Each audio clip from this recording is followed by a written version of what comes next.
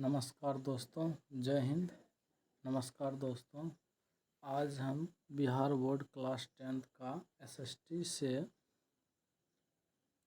भारत में राष्ट्रवाद का क्वेश्चन आंसर लेके आए हैं। पहला क्वेश्चन चलिए देखते हैं कि रंपा विद्रोह कब हुआ था। ये 2014 और 16 में पूछा गया क्वेश्चन है दोस्तों। रंपा विद्रोह कब हुआ? ये 1916 ईस्वी में हुआ था। रंपा विद्रोह कब हुआ था? ये रंपा विद्रोह 1916 ईस्वी में हुआ था। ठीक है, हम आगे बढ़ते हैं। अगला प्रश्न में क्या कहता है दोस्तों? ये अगला प्रश्न में कह रहा है,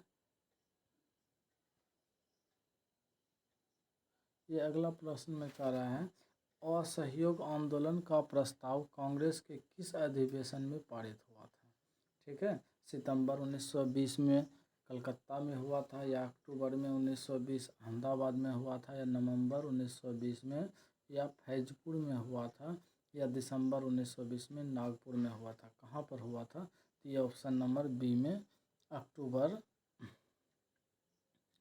क्या कहते हैं, अक्टूबर 1920 अहमदाबाद में हुआ था। Option number B answer. ठीक है दोस्तों, अब चलते हैं अगला प्रश्न की ओर। चलिए प्रश्न संख्या 3 में देखते हैं क्या कह रहा है। प्रश्न संख्या 3 में कह रहा है कि किस वर्ष साइमन कमीशन भारत आया था। किस वर्ष साइमन कमीशन भारत आया था? तो आया था 1928 ईस्वी को। कब आए थे? 1928 ईस्वी को। किस वर्ष भारत आए थे साइमन कमीशन? तो 1928 ईस्वी को। ठीक है, आगे के प्रश्न देखते हैं। आगे के प्रश्न में क्या कह रहा है? कह रहा है अखिल भारतीय किसान सभा का गठन किस वर्ष हुआ था। अखिल भारतीय किसान सभा का गठन किस वर्ष हुआ था? ये ऑप्शन नंबर डी हो जाएंगे 1936। क्या हो जाएंगे? 1936। ठीक है, अब आगे बढ़ते हैं अगले प्रश्न की ओर। ठीक है दोस्तों, तो देखिए अगला प्रश्न में क्या कह रहा है। हिंद स्वराज पुस्तक के लेखक कौन थे? हिंद स्वराज नामक पुस्तक की लेखन किसने किया था? महात्मा गांधी, सुभाष चंद्र बोस, जवाहरलाल नेहरू या रविंद्रनाथ टैगोर ने? इनमें से किसने किया था? तो इसमें से जो है ये ऑप्शन नंबर ए हो जाएंगे, यानी महात्मा गांधी। किसने किया था? महात्मा। दोस्तों इसमें से जितने भी क्वेश्चन है सारा का सारा क्वेश्चन किया गया हुआ है, PYQ क्वेश्चन है। ठीक है, इसलिए ये सब जितने भी क्वेश्चन है सारा इम्पोर्टेंट है दोस्तों। ध्यान से देखिए और समझने का प्रयास कीजिए। अगला क्वेश्चन क्या कह रहा है? पूर्ण स्वराज की मांग का प्रस्ताव कांग्रेस के किस वर्ष अधिवेशन में पारित हुआ था?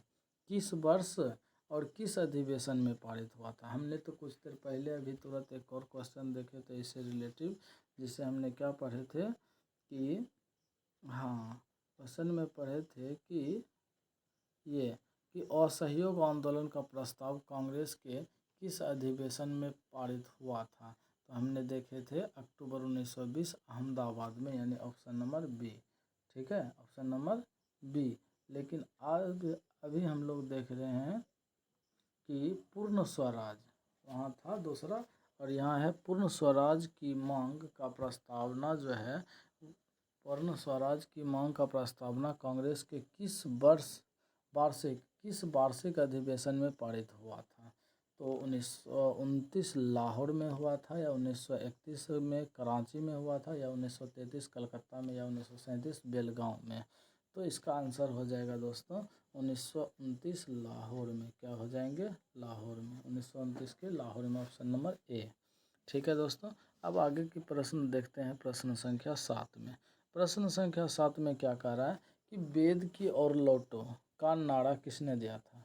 रामकृष्ण परमहंस ने दिया था, स्वामी दयानंद सरस्वती ने, स्वामी विवेकानंद ने, या इनमें से कोई नहीं? किसने दिया था वेद की ओर लौटो? तो वेद की ओर लौटने का जो है नारा दिया था स्वामी दयानंद सरस्वती ने। किसने दिया था? स्वामी दयानंद सरस्वती ने। स्वामी दयानंद सरस्वती ने। ऑप्शन नंबर यहाँ पर सी है, बट बी के जगह पर सी है, तो इसलिए ऑप्शन नंबर सी ही होंगे, यानी स्वामी दयानंद सरस्वती। उम्मीद है कि आप लोग समझ रहे होंगे। आगे बढ़ते हैं। आगे की प्रश्न संख्या 8 में क्या कह रहा है? ब्रह्म समाज की स्थापना किसने की? ब्रह्म समाज की स्थापना किसने की थी? तो राजा राम मोहन राय, दयानंद सरस्वती या विवेकानंद या रामकृष्ण परमहंस। ठीक है, तो इसका आंसर हो जाएंगे राजा Ram Mohan Roy, option number A. ब्रह्म समाज की स्थापना इन्होंने ही की थी। चलिए आगे के प्रश्न संख्या 9 को देखेंगे। प्रश्न संख्या 9 में कह रहा है गांधी जी ने साबरमती आश्रम की स्थापना किस वर्ष की? गांधी जी ने साबरमती आश्रम की स्थापना, जहाँ से नमक कानून तोड़ने के लिए जो है साबरमती से ही अपना क्या किए थे, आंदोलन स्टार्ट किए थे। कहाँ से चले थे वो? साबरमती से ही। तो उस साबरमती का आश्रम जो है वो किस वर्ष स्थापना हुआ था? तो उसका आंसर हो जाएंगे ऑप्शन नंबर डी, 1916 ईस्वी में। तो उम्मीद है दोस्तों आप लोग को समझ में आ रहा होगा। हम आगे की ओर बढ़ते हैं, क्योंकि आज बहुत लंबे क्लास होने वाले हैं, क्योंकि आज पूरा का पूरा 49 प्रश्न है। ठीक है, इसलिए थोड़ा स्पीड से चलेंगे। करा जालियांवाला बाग हत्याकांड कब हुआ था? देखिए कितना इम्पोर्टेंट है। 11, 19, 19 में मतलब पूछा बहुत ज़्यादा, और भी पूछा गया बट इसमें लिखा नहीं गया है। बहुत इम्पोर्टेंट है, बहुत बार पूछा गया है। जालियांवाला बाग हत्याकांड कब हुआ था? आप लोगों को याद होगा कि 6 अप्रैल 1919 को, या 9 अप्रैल 1919 को, या 13 अप्रैल 1919 को, या 1 मई 1919 को। तो यहाँ देखिए वर्ष समान है, जबकि महीना भी लगभग समान है, तारीख अलग अलग है। इसलिए दोस्तों सब चीज़ याद रखना बहुत इम्पोर्टेंट है। ठीक है, इसका जो आंसर हो जाएंगे वो 13 अप्रैल 1919 हो जाएंगे, यानी ऑप्शन नंबर सी। तो डेट, महीना और वर्ष सभी याद रखना बहुत इम्पोर्टेंट है। चलिए अगले प्रश्न की ओर। अगला प्रश्न में आपको क्या कह रहा है, सविनय अवज्ञा आंदोलन कब शुरू हुआ? सविनय अवज्ञा आंदोलन कब शुरू हुए? तो ये याद रखिएगा 1930 में। कब हुए? 1930 में। कब हुए? 1930 में। चलिए बहुत बढ़िया, अब आगे बढ़ते हैं। आगे के प्रश्न में क्या कह रहा है कि भारतीय राष्ट्रीय कांग्रेस के पहले अध्यक्ष कौन थे? भारतीय राष्ट्रीय कांग्रेस के पहले अध्यक्ष कौन थे? तो जल्दी बताइए कमेंट में कि बाल गंगाधर तिलक है, या व्योमेश चंद्र चटर्जी है, या लाला लाजपत राय हैं, या लाला हरदयाल जी हैं। ठीक है, इनमें से कौन सा है? इसका ऑप्शन नंबर आके आता है व्योमेश चंद्र चटर्जी। कौन होंगे? Vyomesh Chandra Chatterjee, option number B. क्या होंगे? Option number B. ठीक है दोस्तों, अब आगे बढ़ते हैं प्रश्न संख्या 13 पर। प्रश्न संख्या 13 क्या कह रहा है, सिपाही विद्रोह कब हुआ था? सिपाही का जो विद्रोह हुआ था वो कब हुआ था? 1855, 1857, 1885 या 1887 ईस्वी में? बताइए कब हुए होंगे? इसका जो आंसर होंगे दोस्तों, इसका आंसर हो जाएंगे 1857 में, ऑप्शन नंबर बी, याद रखिएगा। आगे बढ़ते हैं। आगे प्रश्न संख्या कितना का देखिए, बहुत, ये तो सचमुच में भाई इसी पर तो काम किए थे। फूट डालो और राज करो की नीति किसने अपनाई थी? तो शायद सब बच्चे को पता होगा, हमारे देश के ऊपर 200 साल तक किसने शासन किए? तो अंग्रेजों ने। ये नीति किसके देन थे? ये नीति जो है अंग्रेज़ों के देन थे। अंग्रेज़ों ने ही हमारे ऊपर क्या करते थे? फूट डालते थे पहले, उसके बाद फूट डालने के बाद जब कमज़ोर हो जाते थे तो वो अपने कंट्रोल में ले लेते थे। अतः इस तरह से हम भारतीयों पर फूट डाल करके जो है कमज़ोर करके और अपना सत्ता जमा लिया। ठीक है दोस्तों, आगे बढ़ते हम लोग अगले प्रश्न की ओर। प्रश्न संख्या 15 में क्या कह रहा, ध्यान दीजिएगा। कह रहा राष्ट्रीय स्वयंसेवक संघ की स्थापना कब और किसने की? राष्ट्रीय स्वयंसेवक संघ की स्थापना कब और किसने की? क्या 1923 में गुरु गोलवलकर ने की थे, या 1925 के.वी. हेडगेवार ने किए थे, या 1930 लालचंद ने किए थे, या 1926 चित्तरंजन दास ने किए थे? किसने किए थे? तो ये हो जाएंगे हेडगेवार ने किए थे। किसने किए थे? हेडगेवार ने। 1925 के.वी. हेडगेवार ने किए थे। राष्ट्रीय स्वयंसेवक संघ की स्थापना कब और किसने की थी? के.वी. हेडगेवार ने 1925 में किए थे। ठीक है दोस्तों, आप प्रश्न संख्या आगे की ओर बढ़ते हैं। प्रश्न संख्या 16 में देखते हैं क्या कह रहा है। कह रहा है क्वेश्चन में कि नमक कानून तोड़ने के लिए गांधी जी ने कौन सा स्थान चुना था। देखिए, हमने कुछ देर पहले भी बताए थे नमक कानून तोड़ने के लिए, लेकिन वो था, हमने बताए थे साबरमती। अभी भी तो जान जाइए साबरमती जो है वो कहाँ स्थापित है। तो साबरमती आपको कहाँ स्थापित था, तो दांडी में। कहाँ, दांडी में। तो यानी दांडी हम लोग कहते हैं नमक कानून कहाँ से तोड़ना चालू किए थे, कौन सा स्थान से, दांडी से, जिसे हम लोग दांडी यात्रा भी कहते हैं। नमक कानून तोड़ने के लिए कौन सा यात्रा स्टार्ट किए थे, दांडी यात्रा। और कहाँ से स्टार्ट किए थे, तो दांडी से, उस स्थान का ही नाम था दांडी। ठीक है, अब आगे बढ़ते हैं। चलिए, प्रश्न संख्या 17 में क्या कह रहा, ध्यान दीजिएगा। कह रहा किस घटना के विरोध में महात्मा गांधी ने अपनी केसर ए हिंद की उपाधि त्याग दी थी। याद कीजिए दोस्तों, यदि आप एक को बार पढ़े होंगे तो ये चीज़ ज़रूर याद होगा कि जब महात्मा गांधी को बहुत बुरा लगा था तब उन्होंने केसर ए हिंद की उपाधि को भी गुस्से से, अंग्रेज़ों के द्वारा दिया गया था केसर ए हिंद उपाधि, जिसको उन्होंने क्या किए थे, त्याग दिए थे। याद कीजिए, क्या वो चौरी चौरा कांड था, या जालियांवाला बाग हत्याकांड था, या गांधी इरविन पैक्ट था, या किसान आंदोलन था। कौन सा आंदोलन था, जल्दी बताइए।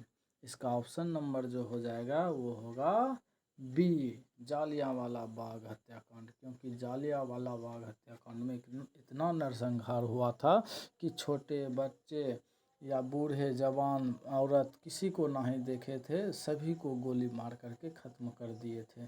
इसीलिए इतना नरसंहार होने के बाद जो है भगवान महात्मा गांधी भी रुष्ट हो गए थे। इसीलिए उन्होंने विरोध करने के लिए, सरकार का विरोध करने के लिए उन्होंने अपना केसर ए हिंद की उपाधि को भी क्या कर दिए थे, त्याग दिए थे। चलिए, हम लोग प्रश्न संख्या अब 18 में आते हैं। देखते हैं प्रश्न संख्या 18 में क्या कह रहा है। कह रहा भारत छोड़ो आंदोलन का प्रसिद्ध नारा क्या था। भारत छोड़ो आंदोलन का प्रसिद्ध नारा क्या था, तो बताइए क्या था। तो इसका ऑप्शन नंबर होगा करो या मरो। क्या कह रहा, भारत छोड़ो आंदोलन का प्रसिद्ध नारा क्या था, करो या मरो। तो इस बात से जब महात्मा गांधी बहुत क्रोधित हो गए थे तो कहे कि या तो करो या तो मरो, करो या तो मरो। ठीक है, तभी देश आज़ाद हो सकता, वरना देश आज़ाद नहीं हो सकता। अंत में महात्मा गांधी भी थक चुके थे आंदोलन कर कर के। ठीक है, इसलिए उन्होंने कहे थे कि करो या मरो का नारा दिया और सभी को उन्होंने इस नारे को किए। चलिए आगे बढ़ते हैं। प्रश्न संख्या 18 में देखिए क्या कह रहा है। प्रश्न संख्या 18 को तो हमने देख ही लिए, करो या मरो का नारा, करो या मरो होगा इसमें। आगे का प्रश्न कह रहा है गांधी जी ने भारत में सत्याग्रह का पहला प्रयोग कहाँ किया था। तो याद कीजिए, जब हमारे महात्मा गांधी कहाँ से एडवोकेट की पढ़ाई करके आए थे, वकालत की पढ़ाई करके आए थे, बताइए, लंदन नहीं, इंग्लैंड से, है ना। तो जब वहाँ से पढ़ के आए थे तो वहाँ से पढ़ के आने के बाद पहला केस जो है उसे कहाँ मिला था, याद कीजिए। तो हमारे देखिए, ऐसे तो दक्षिण अफ्रीका में मिला था, लेकिन यदि हम भारत का बात करते हैं, कहाँ का, भारत का बात यदि करते हैं तो वो आ जाता है आपको चंपारण में। कहाँ पर, चंपारण में। सत्याग्रह का पहला प्रयोग कहाँ किया था, चंपारण में। ठीक है, तब आगे का प्रश्न संख्या देखते हैं। प्रश्न संख्या 20 का, प्रश्न संख्या 20 में क्या कह रहा, तीन कठिया प्रणाली किन पर लागू हुई थी। बहुत बढ़िया, तीन कठिया प्रणाली। जब महात्मा गांधी चंपारण में सत्याग्रह को ठीक करने के लिए आए हुए थे तो वहाँ पर चंपारण के किसानों ने कहा कि हमारे ऊपर, हमारे यहाँ का जो भूमि का मालिक जो होते थे उसे क्या कहते थे, जो भी मालिक होते थे वो उसके ऊपर जो है क्या करते थे, तीन कठिया प्रणाली लगाते थे। इसका मतलब ये था कि 4 कट्ठा में से 1 कट्ठा पर नील की खेती करना अनिवार्य था, निश्चिंत था, उसे करना ही पड़ता था मजबूरन, चाहे जैसे भी करिए। तो इस प्रकार के प्रणाली को ही हम लोग क्या कहते हैं, तीन कठिया प्रणाली कहते हैं। तो वहीं पर तीन कठिया प्रणाली किन पर लागू थी? किसान पर, श्रमिकों पर, व्यापारियों पर या औद्योगिकताओं पर? तो आपको पता होगा क्या होगा, समझ भी गए होंगे कि ये जो है तीन कठिया प्रणाली किसानों पर लागू होंगे, ठीक है, क्योंकि ये फसल से रिलेटिव है। आगे की प्रश्न बढ़ते हैं। चलिए अगला प्रश्न क्या कह रहा है, ध्यान दीजिएगा। कह रहा जलियांवाला बाग हत्याकांड की जांच के लिए, जलियांवाला बाग हत्याकांड की जांच के लिए सरकार ने किस समिति का गठन किया था? जल्दी बताइए। इसका जो प्रश्न संख्या क्या होंगे, ऑप्शन नंबर ए होंगे। क्या होंगे? इंटरसमित, ठीक है, इंटरसमित जो है समिति का गठन किया था। कौन सा समिति का गठन किया था? इंटर, है ना, क्लास के बाद जैसे इन मैट्रिक के बाद इंटर होता है ना, तो इंटर से याद रखिएगा। इंटर समिति का गठन किया था जलियांवाला बाग हत्याकांड की जांच करने के लिए। अब आगे की प्रश्न संख्या 22 में आते हैं। देखते हैं प्रश्न संख्या क्या कह रहा है। प्रश्न संख्या 22 में कह रहा अखिल भारतीय ट्रेड यूनियन कांग्रेस की स्थापना कब हुई? अखिल भारतीय ट्रेड यूनियन कांग्रेस की स्थापना कब हुई? तो इसका आंसर हो जाएंगे 1920। क्या होंगे? 1920, ठीक है। अब आगे के प्रश्न देखते हैं क्या कह रहा है। 23 नंबर के प्रश्न में कह रहा है सविनय अवज्ञा आंदोलन की शुरुआत किस यात्रा से हुई थी? सविनय अवज्ञा आंदोलन, सविनय अवज्ञा आंदोलन याद है? सविनय अवज्ञा आंदोलन किया गया था जब महात्मा गांधी ने के द्वारा किया गया था। तो इसके बारे में ढेरों सारी कहानियाँ हैं, जब आप पढ़े होंगे तो पूरे कहानी यदि समझ गए होंगे तो ये कहानी देखिए हिस्ट्री है। हिस्ट्री को जितना इंटरेस्ट सब्जेक्ट बना करके पढ़िएगा उतना बहुत मज़ा आएगा, ठीक है। इसलिए आपको यदि पढ़े होंगे तो याद होगा, नहीं तो फिर हम मेरा लेक्चर लीजिए। लेक्चर जब देखिएगा सुनिएगा तो बिल्कुल सारा का सारा चीज़ समझ में आ जाएगा। देखते हैं सविनय अवज्ञा आंदोलन की शुरुआत किस यात्रा से हुई है? तो इसका आंसर हो जाएंगे दांडी यात्रा से। किस यात्रा से? दांडी यात्रा से सविनय अवज्ञा आंदोलन की शुरुआत हुई थी, ठीक है। चलिए अगला प्रश्न में देखते हैं क्या कह रहा है कि अगला प्रश्न में क्या कह रहा है 24 नंबर में कि दिसंबर 1929 में किस नदी के तट पर नेहरू जी द्वारा तिरंगा फहराया गया था? किस नदी के निकट नेहरू जी द्वारा जो है तिरंगा फहराया गया था? वो था रावी नदी। कौन सा नदी? रावी नदी, ठीक है। कौन सा नदी था वो? रावी नदी। चलिए अगला प्रश्न की ओर देखते हैं। प्रश्न संख्या 25 में क्रांतिकारी नेता सूर्य सेन का उपनाम क्या था? क्रांतिकारी नेता था जिसका नाम था सूर्य सेन, उसका उपनाम पूछ रहा है। क्या उसे नेताजी के नाम से बुलाते थे या मास्टर दास से या सरदार से या मुखिया से? किस नाम से बुलाते थे? तो इसको जो है मास्टर दा के नाम से बुलाते थे। किस नाम से? मास्टर दा से। मास्टर दा किसे कहते थे? तो सूर्य सेन को। किसे कहते थे? सूर्य सेन को। किसे कहते थे?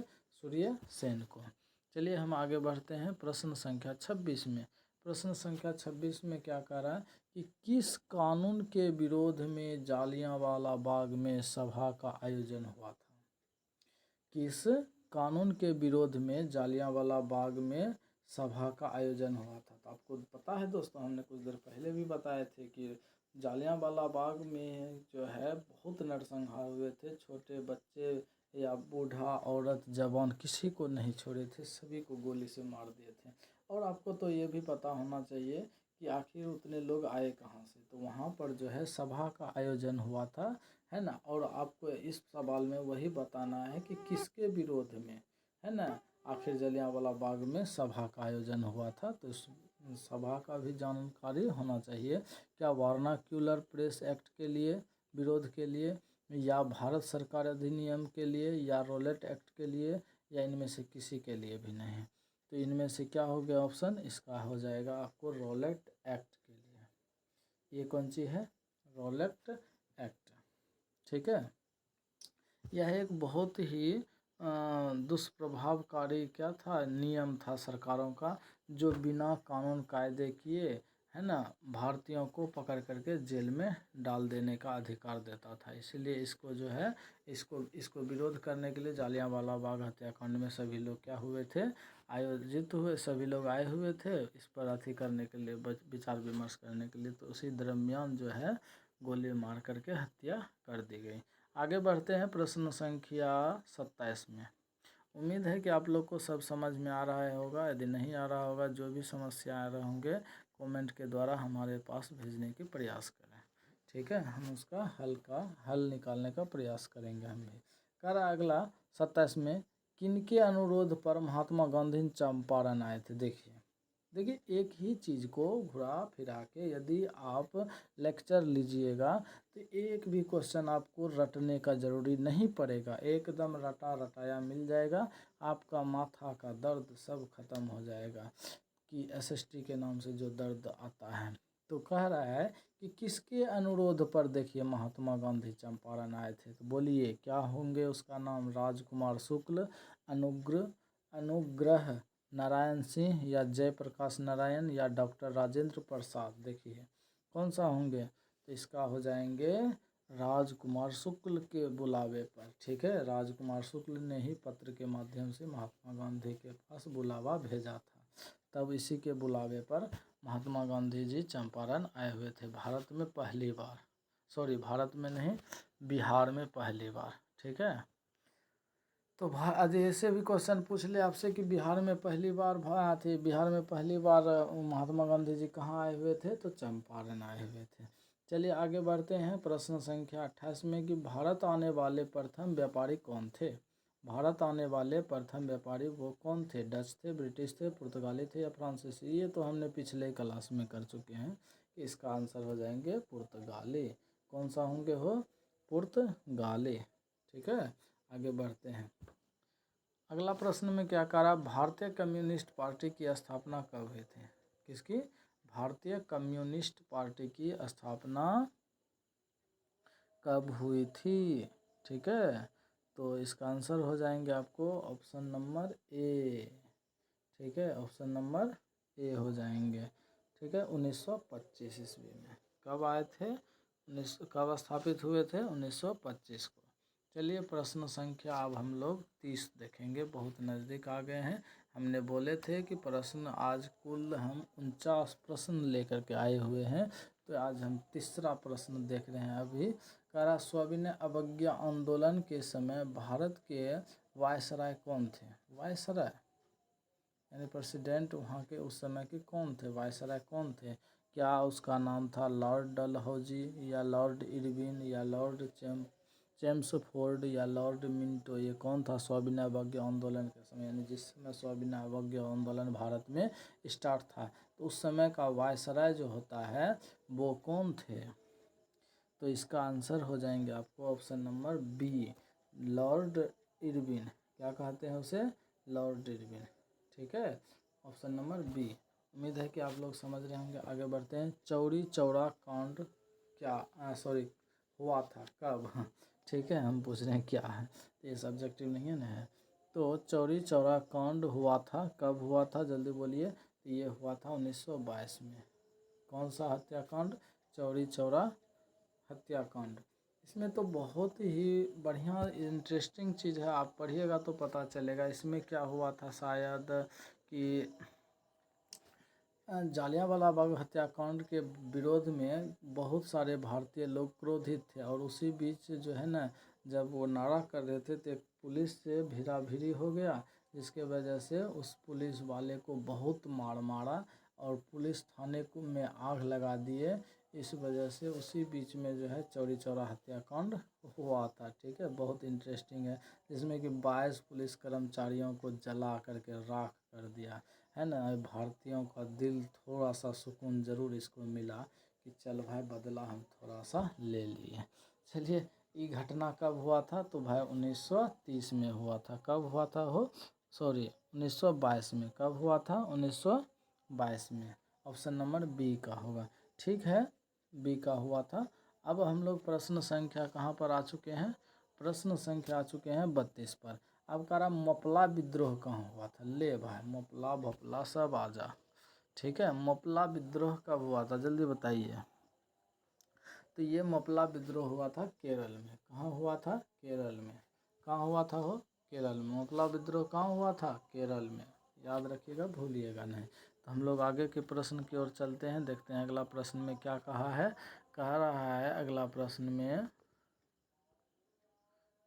में कह रहा है कि वल्लभ भाई पटेल को सरदार की उपाधि किस किसान आंदोलन के दौरान दी गई थी। वल्लभ भाई पटेल, बहुत सरदार वल्लभ भाई पटेल जिसे हम लोग कहते हैं, बहुत ही खतरनाक देशभक्त प्रेमी थे। एक आंदोलन में सरदार वल्लभ भाई पटेल जी को मार डंडा से पुलिस वालों ने सर फोड़ करके, सर फट गया था, फिर भी ये आंदोलन में खड़े हुए थे। बहुत ही हिम्मत वाला और देश प्रेमी ये लोग थे। ठीक है, तब जाकर के इसे वल्लभ भाई पटेल से सरदार वल्लभ भाई पटेल कहा जाने लगा। यानी सरदार की उपाधि जो है किस किसान आंदोलन के दौरान दिया गया था। तो जल्दी बोलिए, क्या वो बारदौली का था, खेरा का था, अहमदाबाद का था या चंपारण का था। तो ये हो जाएंगे ऑप्शन नंबर 1 बारदौली। ठीक है, उम्मीद है कि आप लोग समझ रहे होंगे बारदौली का। हाँ, अब प्रश्न संख्या आते हैं 34 पर। कह रहा है चौरी चौरा हत्याकांड के बाद किस आंदोलन को स्थगित कर दिया गया। ध्यान दीजिए, किस आंदोलन को स्थगित कर दिया। तो ये हो गया असहयोग आंदोलन। आपको पता है दोस्तों, चौरी चौरा हत्याकांड जब हुआ था, हमने तो अभी कुछ देर पहले बताए थे कि चौरी चौरा हत्याकांड हुआ था। जब ये 22 पुलिसकर्मियों को जला करके राख कर दिए, तो अब अंग्रेज जो है, जो मतलब कुछ दवा सा सहमा हुआ था, क्योंकि उसका जो सैनिक था जालियांवाला बाग हत्याकांड में गलती कर दिए थे, इस वजह से वो थोड़ा शांत थे। लेकिन जैसे ही हम भारतीय ने जब उसके पुलिस को जला दिए, 22 कर्मचारी को जला दिए, मार दिए, तो अब उसका क्रोध बढ़ गया, इसका क्रोध क्या हो गए, घट गए। तो महात्मा गांधी जी ने देखे कि ये दिनों दिन ये आंदोलन के वजह से दिनों दिन लोग का जो है मन आक्रोश, चूँकि महात्मा गांधी क्या थे, अहिंसक प्रिय आदमी थे। ये हिंसा के द्वारा नहीं देश को आज़ाद कराना चाहते थे, ये अहिंसक थे। इसीलिए जब देखा हिंसा होने लगा, तब इसे मजबूरन बस कौन सा आंदोलन को रोकना पड़ा, तो असहयोग आंदोलन। असहयोग आंदोलन आपने पढ़े होंगे कि जिसमें कि सारे सरकारी जॉब, वकील जो है वकालत छोड़ दिए थे, सरकारी स्कूल में टीचर पढ़ाना बंद कर दिए थे, स्कूल के कॉलेज के, और अपने अपने घर का सारा सामान विदेशी जितने भी थे सबको निकाल दिए थे।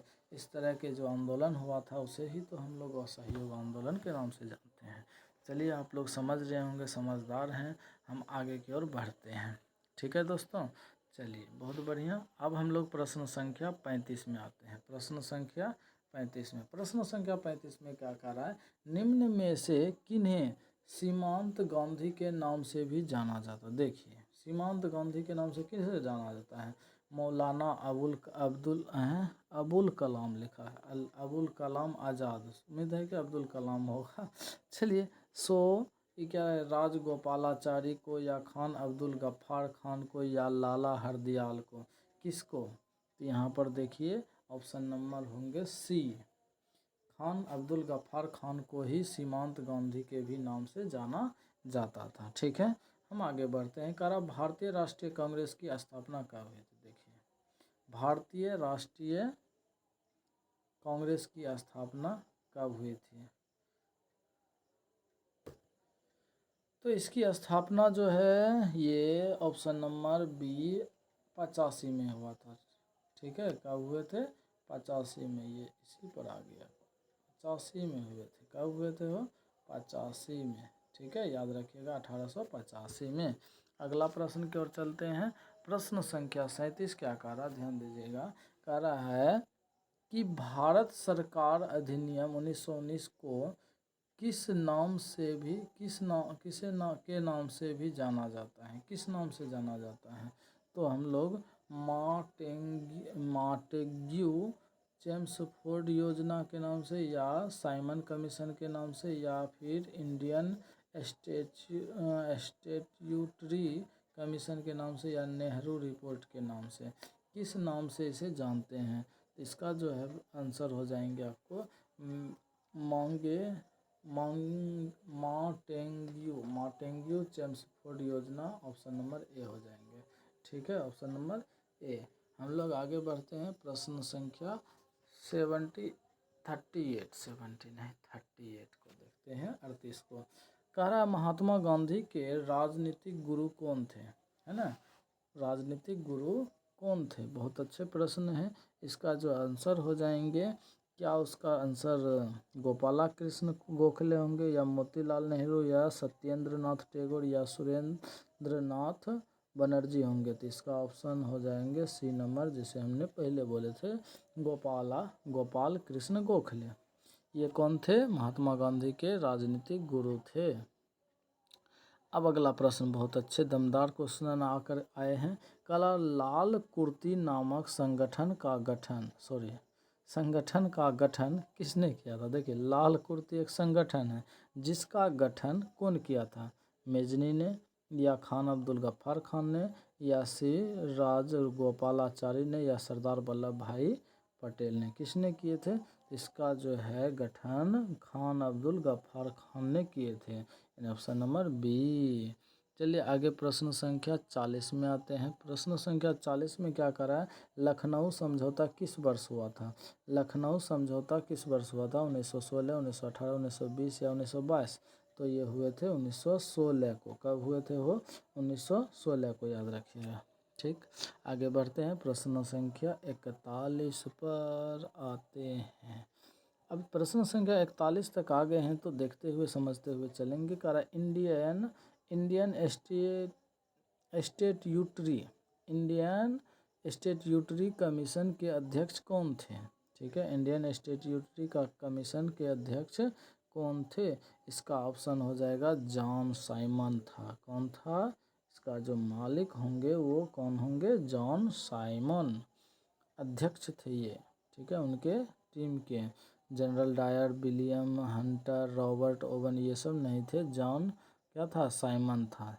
चूँकि ये मिट गया, समझ लीजिएगा, थोड़ा सा मिट देते हैं। साइमन लीजिए भाई, साइमन। चलिए आगे हम लोग आगे बढ़ते हैं, प्रश्न संख्या 42 पर। ठीक है, 42 में क्या कह रहा है, ध्यान दीजिएगा। भारतीय क्या कह रहा है कि भारतीय कम्युनिस्ट पार्टी की स्थापना कहाँ हुई? तो भारतीय कम्युनिस्ट पार्टी की स्थापना जो हुई, कहाँ हुई? जल्दी बताइए। इसका आंसर हो जाएंगे लखनऊ, बर्लिन, दिल्ली या ताशकंद। तो ऑप्शन हो जाएंगे ताशकंद। क्या हो जाएंगे? ताशकंद। आई ख़त्म। सॉरी दोस्तों, हमने तो सोचे थे इसमें कि 49 प्रश्न है, जबकि इसमें नोट किया गया है 42 ही प्रश्न। सॉरी। चलिए, thank you for watching video.